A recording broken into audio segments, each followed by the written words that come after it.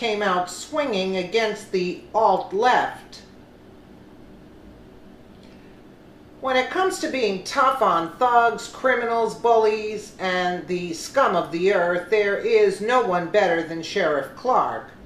Now, America's favorite sheriff is turning his sights on the lawless and violent alt-left whose radical form of domestic terrorism has plagued our country for months. Sheriff Clarke was quick to point out that these thugs have been given a free pass by the media, and despite the fact that they portray themselves as the good guys, in reality they're no better than those they claim to oppose. Now that most of the political juice has been squeezed out of the events in Charlottesville, Virginia, the country is preparing to move on from yet another ugly incident. Just as after Ferguson, Baltimore, San Jose, Santa Barbara, and Berkeley, the immediate reaction from the usual suspects went according to script. It was a shameful display by the media and the political class. First, the political class sprinted to the closest microphone or TV camera they would find at a speed that would impress Usain Bolt in order to score points. Both sides of the political class exploited the opportunity to flaunt their racial sensitivity and moral superiority. Why do they feel the need to denounce hatred and violence every time one of these incidents occurs? Because if they don't, their opponents say their silence equates to tacit approval of what took place. It is a game of political gotcha. It is telling about the self-righteousness of the political class that they would sink to, so low for political gain as to use an incident where one young lady lost her life and others were injured.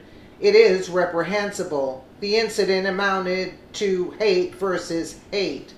The liberal media also forges these incidents into a club to bludgeon their political adversaries. Those adversaries include President Trump, conservatives, and Republicans. The very next day after Charlottesville, some were trying to cloak the liberal riot starters who showed up itching for a confrontation by portraying them as a force for good. But the truth was very different. In reality, extreme leftist movements, be they Antifa or Black Lives Matter, are the same category as neo-Nazis and white supremacists. Yes, I said it. These are all fringe hate groups that should be condemned. There are no good guys involved. It's remarkable that the political left continues to treat Antifa and Black Lives Matter as mainstream movements. It must stop.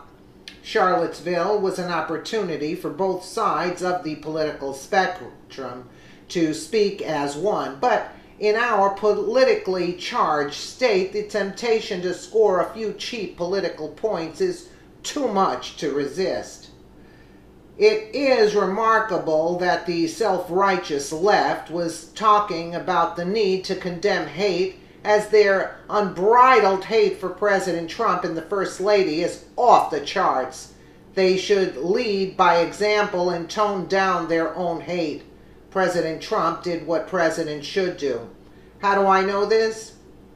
Because in the early stages of an event like this, the reports of what happened are often wrong and subject to change. It has happened to me numerous times during critical incidents. Initial stages are chaotic. If the president speaks too soon, like his predecessor after the Cambridge police incident or Ferguson riots, he risks identifying the wrong players, victims, perpetrators, or description of events. A president's initial statement should be thoughtful and measured, and he should choose words that calm the nation.